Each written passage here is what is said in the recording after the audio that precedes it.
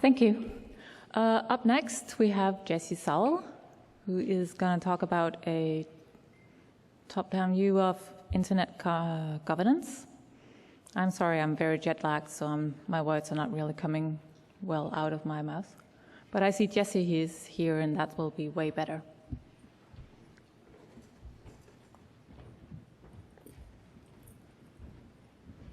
Clicker.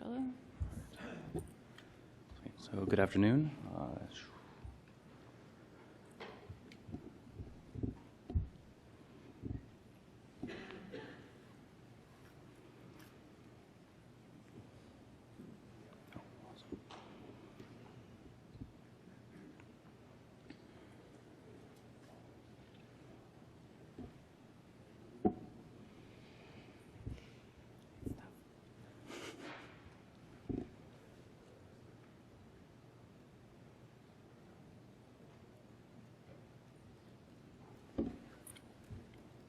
Maybe you should sing a song.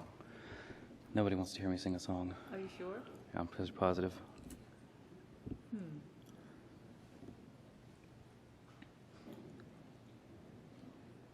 Oh, here we go. Awesome. So I'm going to be giving a presentation on top-down internet governance. So my primary research focuses on understanding how the bottom-up communities actually work. But today I'm going to be talking about top-down. So rather than I'm certainly not peddling the ITU position, I'm more looking at the idea of kind of a public service announcement from your friendly neighborhood policy wonk. So what are the key takeaways here? The first is that the international telecommunications regulations are being renegotiated as we speak. They will be formally renegotiated in December. The ITRs regulate traditional interconnection costs, read telecommunications, basically how various telecom operators decide who gets paid for originating and termination. Under the current ITRs, the internet is exempt. These were set up in 1988, back when the internet was just a toy research project. But more recently, the internet is cutting into international telecom revenue streams, and that draws the attention of state regulators. So the key proposals that I think are interesting to you are that route in origin and identification are key proposals in the renegotiation of the ITRs, as well as regulation of peering arrangements. So think of RCEP in France and other efforts at saying, hey, we'd like to know how you are interconnecting and why you're interconnecting and understand your contractual relations. So the question that I am posing to the community as a bottom-up guy talking about top-down is, how can you convey the positive economic outcomes of the existing internet industry to regulators? The mechanisms that you use, the ways that you peer, the ways that you resolve problems, how can you convey those positive outcomes to regulators to convey to them that the internet is a nice, stable, happy place? And so and part of that is, how do you engage with top-down governance organizations? And so to get to that idea, to get to how do you engage with top-down governance organizations, we are going to talk about governance. And when I first gave this presentation, I mentioned it to someone, and when I said governance, their response was to hiss at me, literally. We are going to talk about the GWord, and I'm going to convince you that it's not evil, it does not equal government, and that a lot of you are engaging in some of these behaviors already. You're already creating order. So being a good little academic, I would not be true to my nature if I didn't have some bookish definitions and some fun little academic definitions. While those definitions are pretty, they're not really the focus. The objective is to help frame the problem. And the problem is pretty simple to frame. Regulators are in the business of saying what you should be doing. Operators, you, are in the business of getting things done, in the business of how things work. So the discussion point is how to facilitate communication between the operator communities and regulators. So let's press into the fun definitions. So this is the Internet governance definition provided by the Working Group on Internet Governance. This is something that was put together by the UN. And we're going to walk through some of this and kind of point out why it's a what instead of a how definition. So note the mention of respective roles. As a product of a primarily government-driven body, governments retain their privileged role. Note that capital G is not a typo. So what this doesn't really tell you is how all of these objectives are going to do. How is this development going to do? Who is going to do development? Lots of contention here over how. Another is that the idea of shared principles, norms, rules, decision-making procedures, and programs, this is all well and good. This all sounds nice. But what is not pointed out is that if we go back through history, building a regime of this nature, building a regime that fulfills these requirements is hard. It is not easy. History tells us that you need a strong hegemonic leader to enforce these norms, rules, decision-making, to engage in the monitoring and enforcement that really makes the regime work. And if you just look at this definition and some of the discussion around it, it's a kind of, if we build it, they will come. The final aspect is shaping the evolution, which I think is a extraordinarily ambitious goal. The idea that through the authority of a state, one can shape the evolution of the internet. This doesn't really get to the idea of how or what mechanisms are effective. This is derived from authority, not, as I would argue, discussing the bottom-up organizations, the experience that one gets from empirically doing this, from actually building these systems. So I'm going to make I'm going to propose to you that this is what, but we're not really talking about how. And I'm going to propose to you that some other academic definitions actually have some pragmatic use here. So the way I would look at governance is that governance is a means by which community affects its image of order.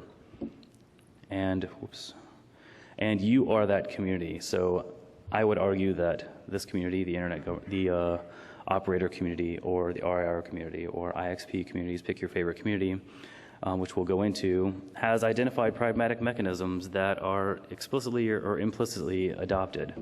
And the point is that you create an image of order. It may not be as easily understood to government regulators as they would like, but within this community, through what I've seen, you seem to have a good handle on what the norms and objectives are. So that image of order is what has the community defined as its goals? What does the community value?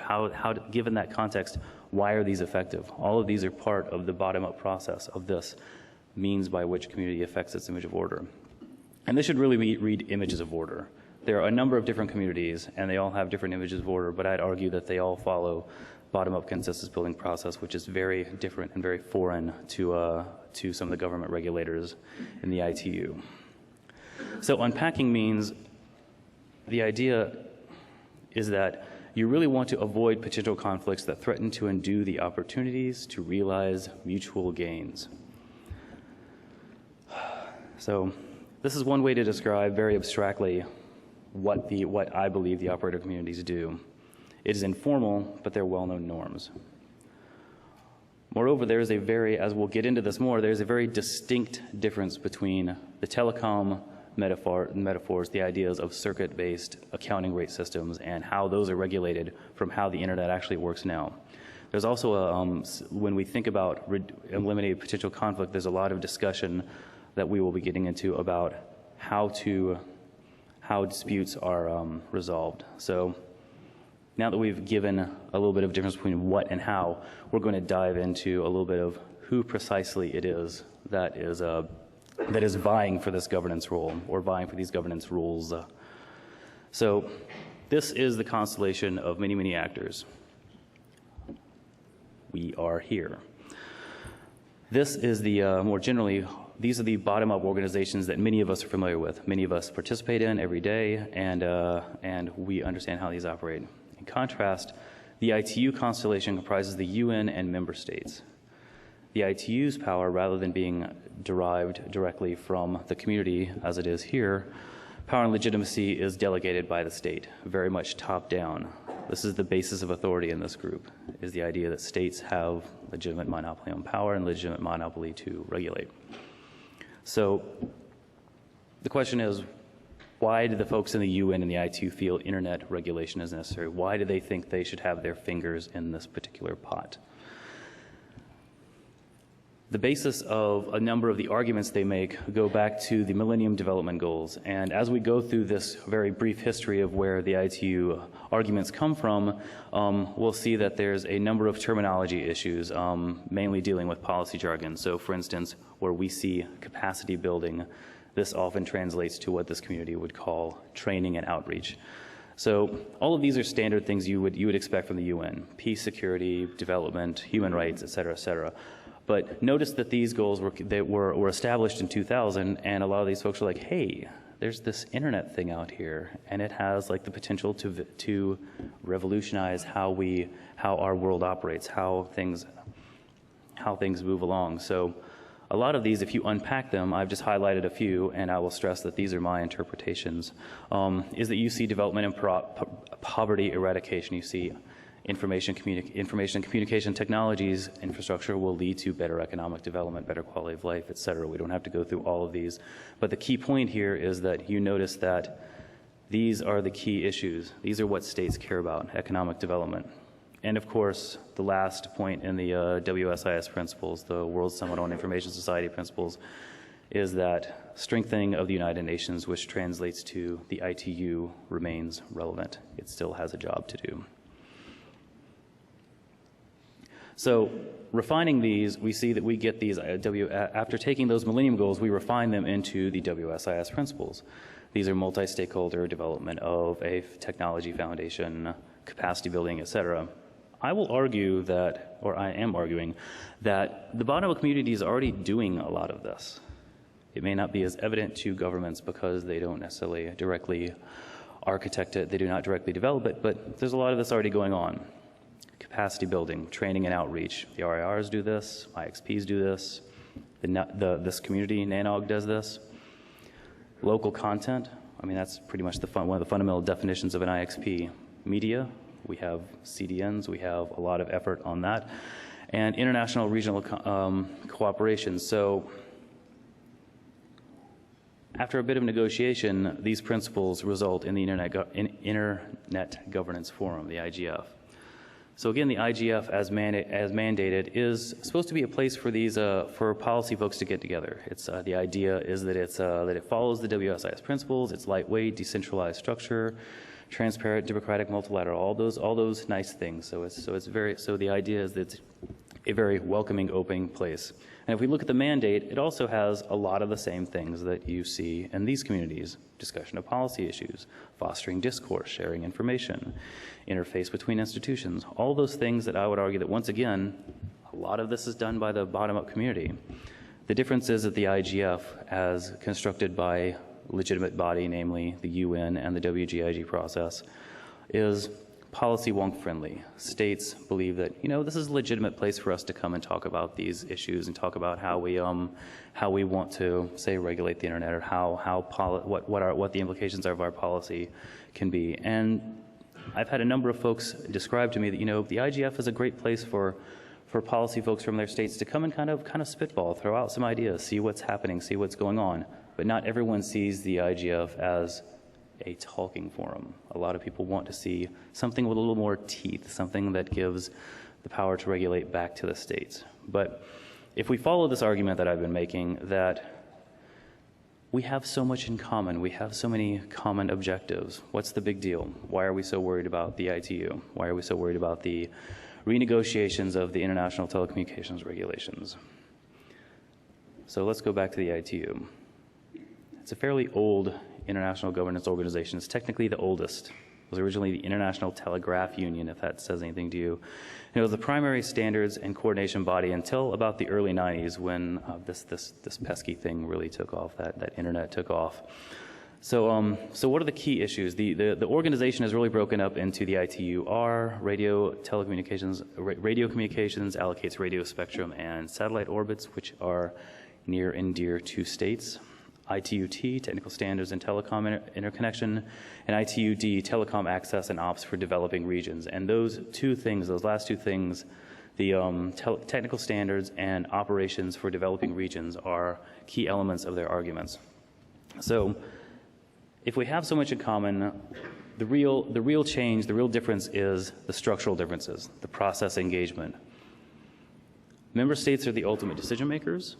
States appoint delegations, so if you want to participate in the ITU, you have to pay a large dollar amount to become a sector member. You need to be a civil society member, or you need to be on a state delegation.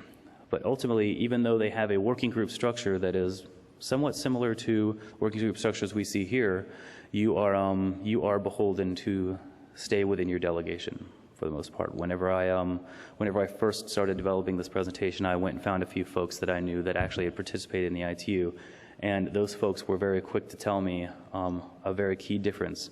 If you don't toe the party line for your delegation, you may likely be sent home. And when I say sent home, your representative takes your passport and literally sends you home. There was a very interesting story told to me about a fellow who decided that he wanted to, crazy idea, to coordinate across the delegate parties for different states. This was a delegate that, in contrast to like just sticking with his member state, with his group, he was going to actually cooperate with the others to try to come up with a common idea. His member delegate took his passport, sent him home. He was not towing the party line. That is a very, very different structure than we see here. So the ITU ultimately facilitates telecom treaties, such as the ITRs. That's how they've presented themselves thus far. But at the moment, the ITU itself does not have regulatory power, but that may change.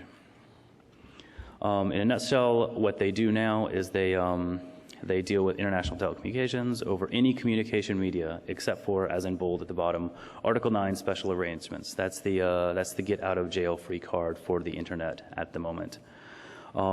Historically, this includes standards and cost structures.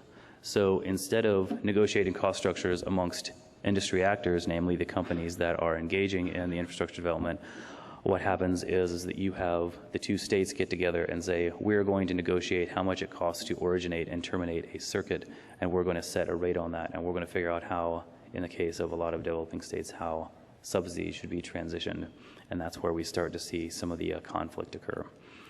So the key drivers, what are the points of contention? As we've already gone over, economic is the big one, lost telecom revenue as VoIP becomes more and more present as our friend Skippy comes along and gets in the way of nice telecom revenue to developing states that benefit from the accounting rate system. We see that they're not too happy about that. That's a revenue stream that is going out of their pocket and, as they perceive, into the pocket of private interests. Political is another aspect. It's asserting political control, asserting ITU preeminence, and some of the additional key drivers about the renegotiations is that under some of the proposals that we're going to see shortly, the ITU will have a new role in standards, and that ranges from the ITU being just a friendly oversight for our friends at the IETF and IEEE and other standards organizations to actually completely subsuming those. There's a whole spectrum of proposals on the board right now.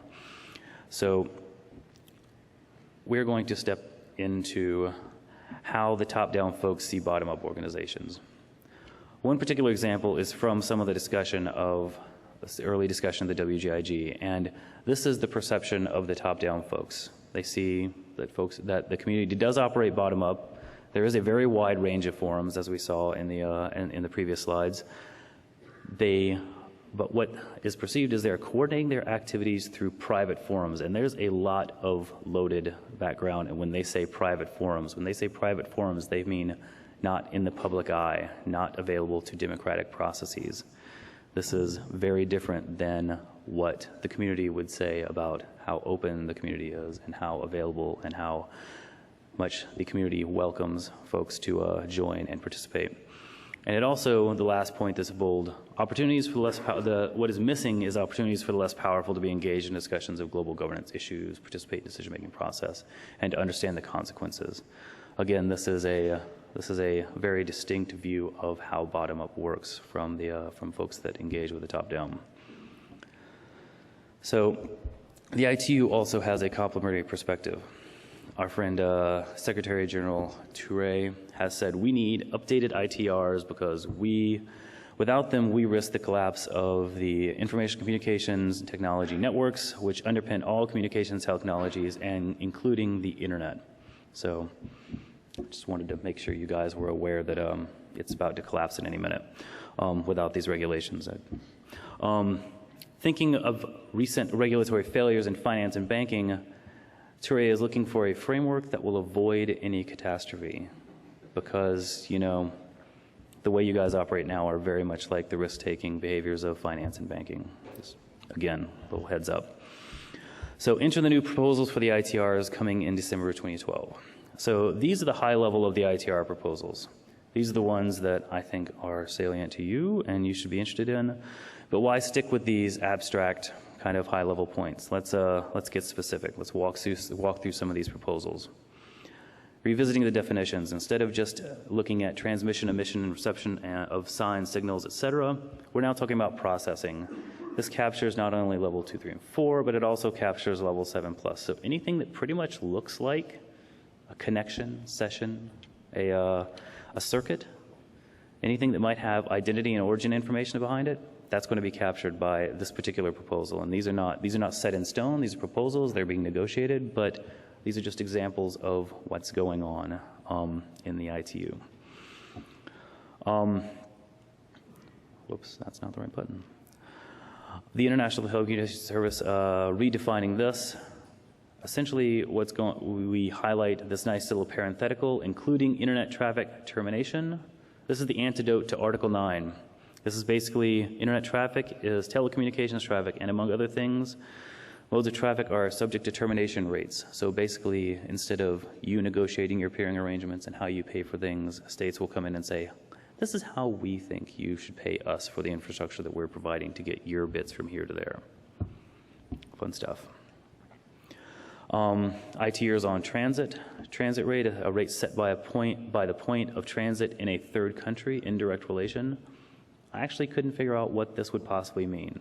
It's unclear, but it's clearly an effort to say, if you're transiting through our country, we're going to try to get a little, I would interpret this as try to get a piece of the action. This is typical of the accounting rate system, given the redefinition of processing that we saw earlier, where we include processing of data. We see that this would include an HTTP session. So this is essentially pay-per-click. Dispute resolution. This language is very WTO-like. This is straight out of your textbook for how to build your favorite dispute resolution mechanism in international trade. This could go a few directions. The language and comments imply WTO-style dispute resolution, but we already have dispute resolution. There's, like, for instance, the arbiters in RIPE. The ITRs and routing, origin identification.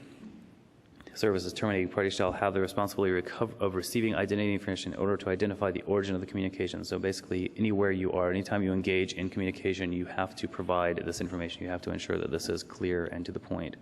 So not only can you identify, but you can also charge.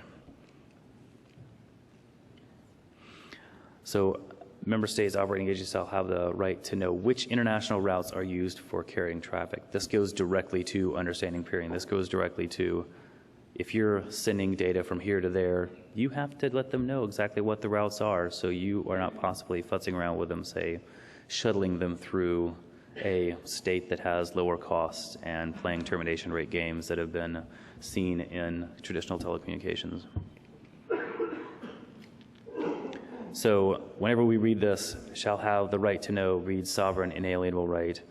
International routes, imagine the implications for bookkeeping. There are some organizations that do keep extraordinarily good track of their routes and how things get from here to there, but most people don't, and it's a pretty onerous burden.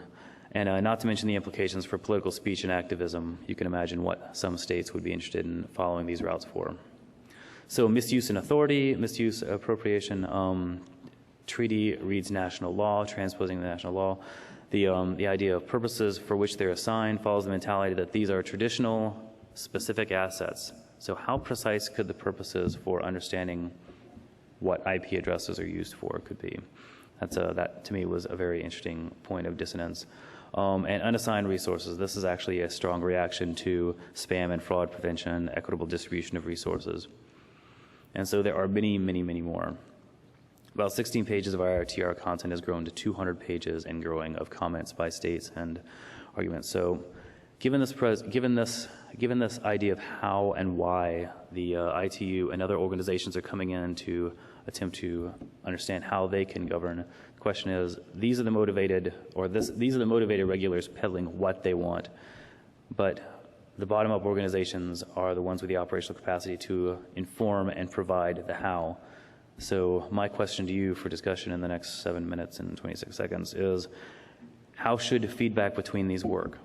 How can you, as the actors on the ground who know what the operational costs are, who know the economics better than a number of these state regulators, how can you convey to your particular state government that, you know, some of these proposals are a little out of whack? They are not necessarily going to work. How can you engage in a cooperative process to share the information necessary to come up with a middle ground?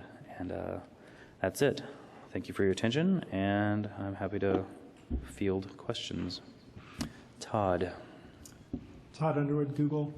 So one of the questions that I assume is in a lot of people's minds is, how is this not just pandering to a bunch of people who shouldn't have the authority they have? Like, why should we play their game? Why can't we just repeatedly demonstrate that they're doing the wrong thing and they're trying to regulate it in the wrong way, and every time they try, it's going to cause problems, and do what we're continuing to do that works well? And I know that sort of seems flippant, but it's a serious question. Like, my head just spins with the insanity that is most of the ITU, and I don't know why we should pander to them.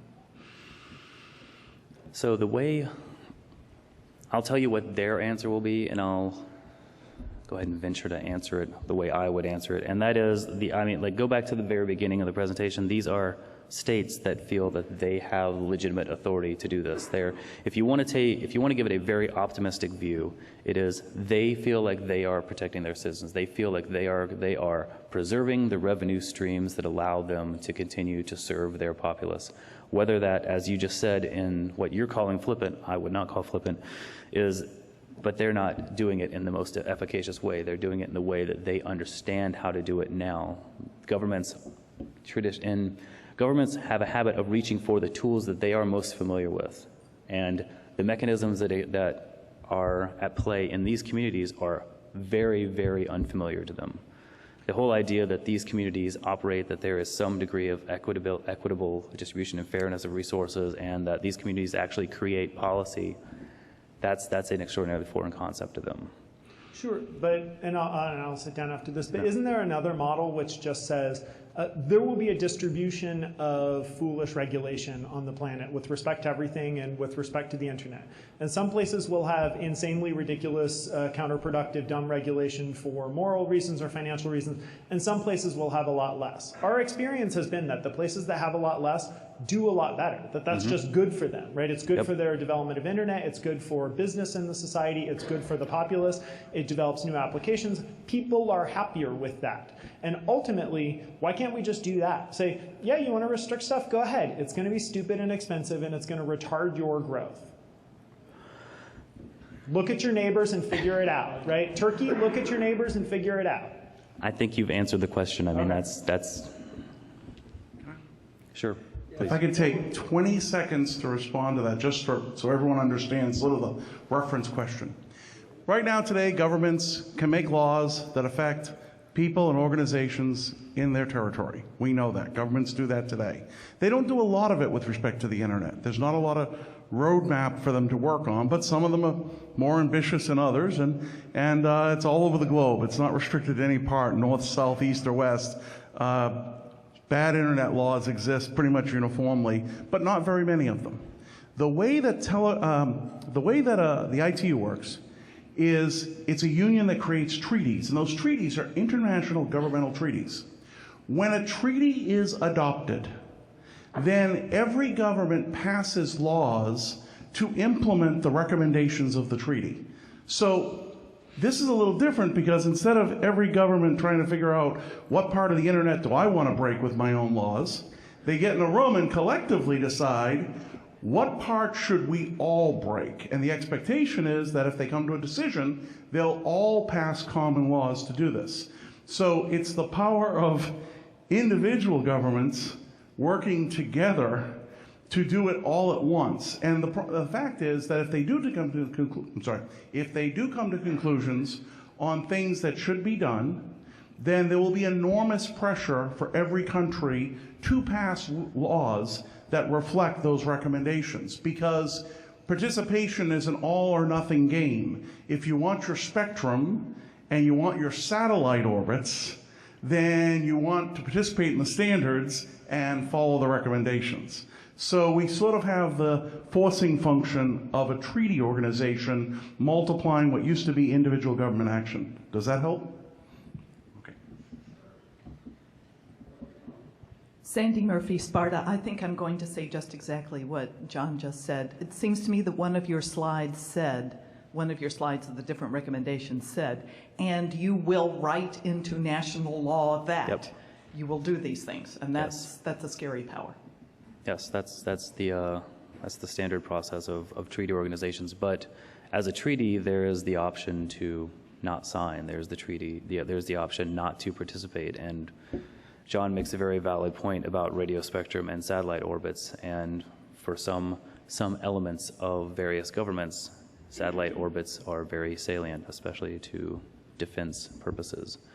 So that's something that should be balanced. But I think the essence of what I'm trying to get at with this discussion is that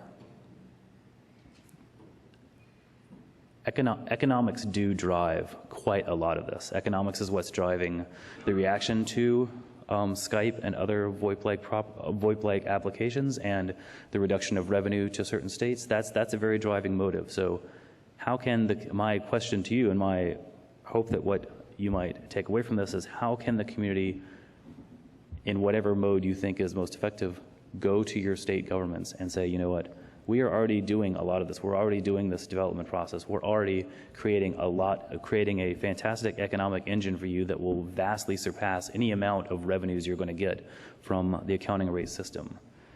And so how can you, as a community, provide the information necessary to do that? How can you demonstrate the positive outcomes of what you're doing here? That's kind of my answer to all three of those. Is there has to be a level of cooperation. To pat you on the back, you've done a really great job at building this internet, and now you're being justly rewarded by states paying attention to you.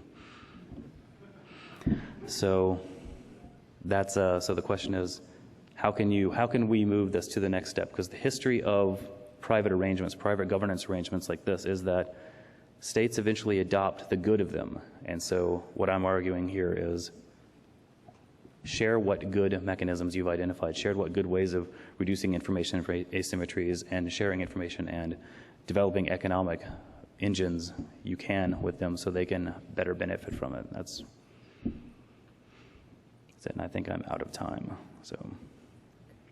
Oh, sorry. I'm sorry. There was I didn't see the question. Please go ahead.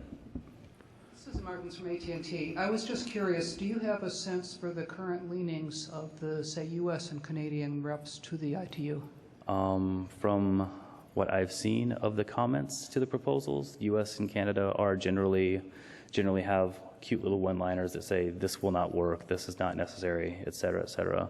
So U.S., Canada, and a number of European states are generally opposed to most of the recommendations, but then you see other states pushing for other states such as Egypt and the Russian Confederation and Brazil and India pushing for moving more of these regulatory powers into something like the UN or the ITU. And when these slides are posted, I'm also if you email me, I'm happy to send you the references that I have for various articles and discussions. Just a quick comment. There was actually, Karen O'Donoghue from the Internet Society, Vint Cerf and Sally Wentworth from ISOC actually testified before a congressional subcommittee on this topic last week. And so there's a lot of activity right now related to this. So now's a good time to get those comments out. And the second thing, which you alluded to, we've talked about it in the context of we can just ignore them. But the other thing is, if you think in the context of the developing world, I think there's a potential here for the segmentation of the internet, which I think is something that we really don't want to see happen. And so from a global perspective, if we believe in a global internet, I think this is something we need to engage in. My response to that is, what can this community do to help the developing states, rather than having them have to run to the ITU and say, help us, what can the community do? I think I'm out of time, so I'm happy to take this offline. Sorry, thanks.